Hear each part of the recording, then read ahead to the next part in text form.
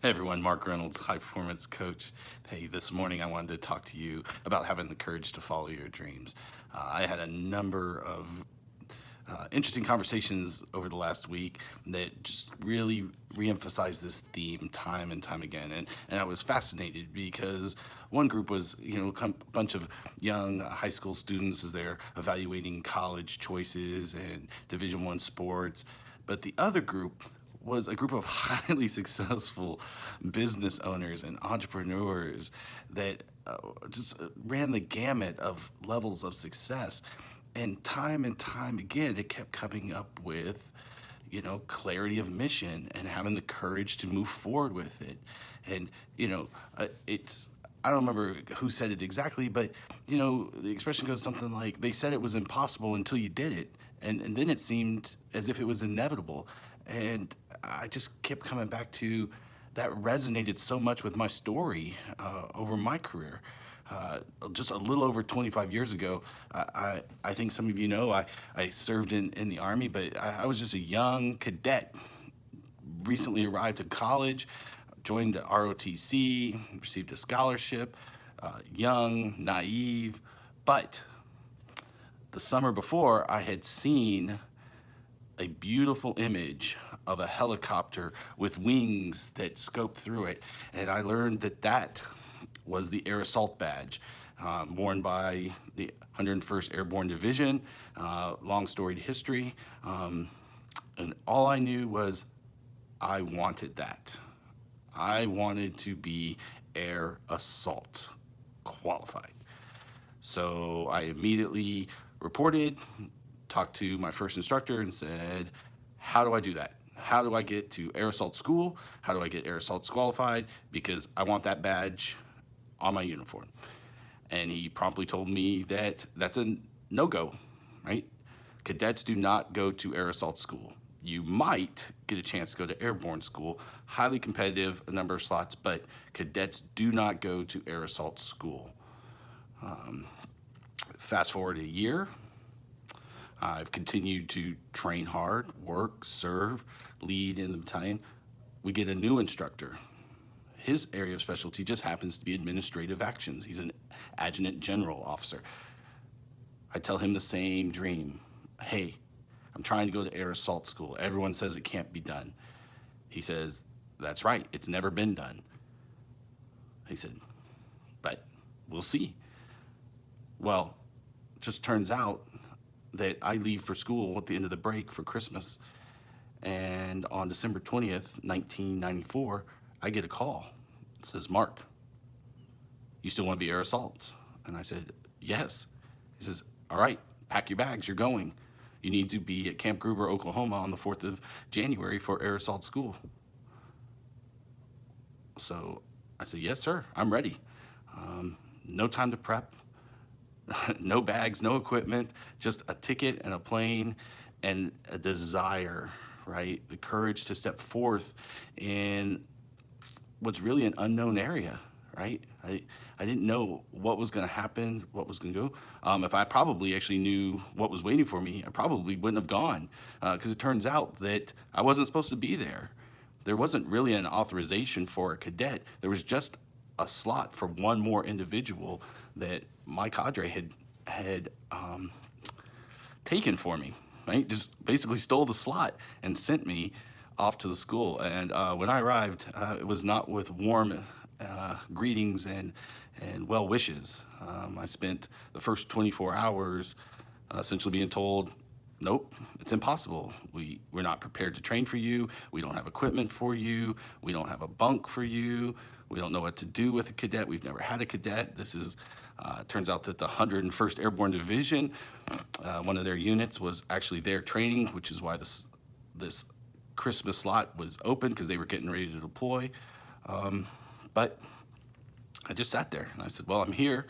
I can't catch a flight out because, Army already bought me a ticket, so I'm here for the next 14 days.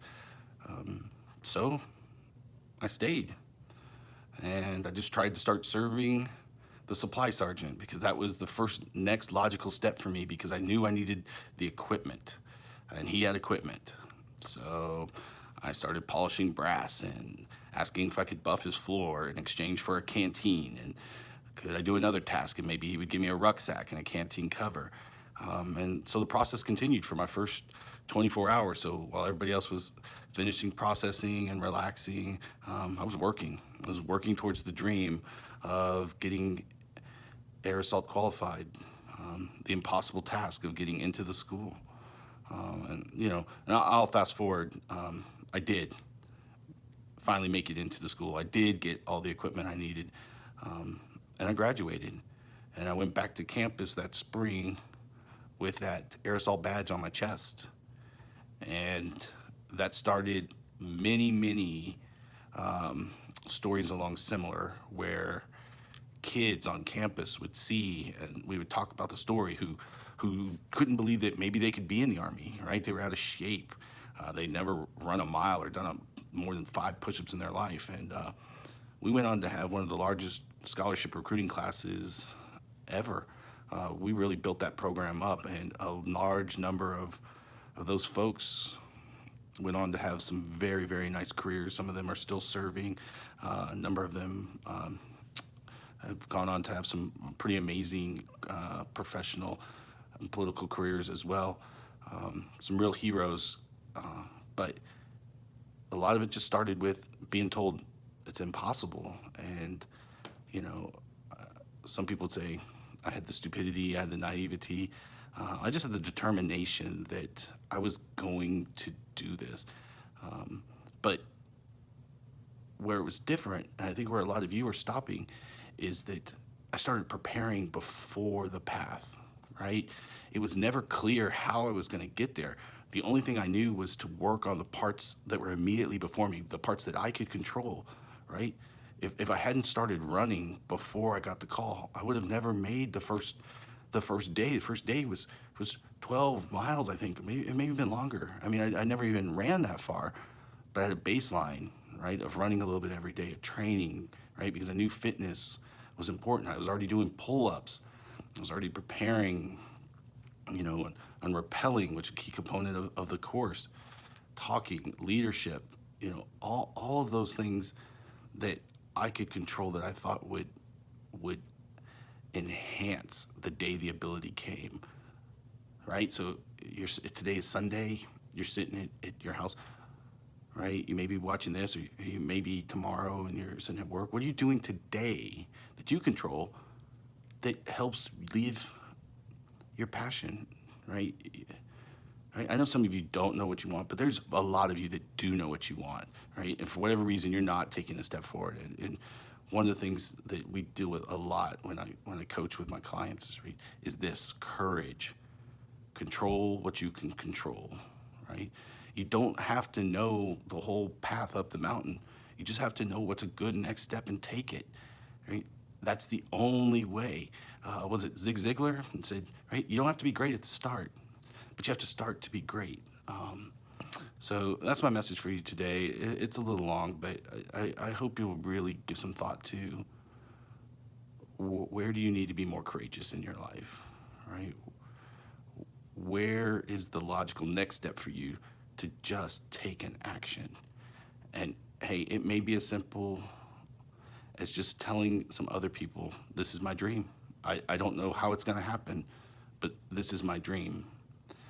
Because it would have never happened for me if I hadn't started telling people, this is what I want to do, right? This is the goal. And I know it's impossible, but this is what I'm thinking about, because that's when the opportunity came, right? It didn't exist. And then once I did it, then lots of other people did it. And, it's no big feat now, but 25 years ago, I didn't know anybody that had done it, and neither had the people that were involved in helping me do it the first time. So that's the opportunity before you, right? Go out, be the first, and inspire others behind you, right?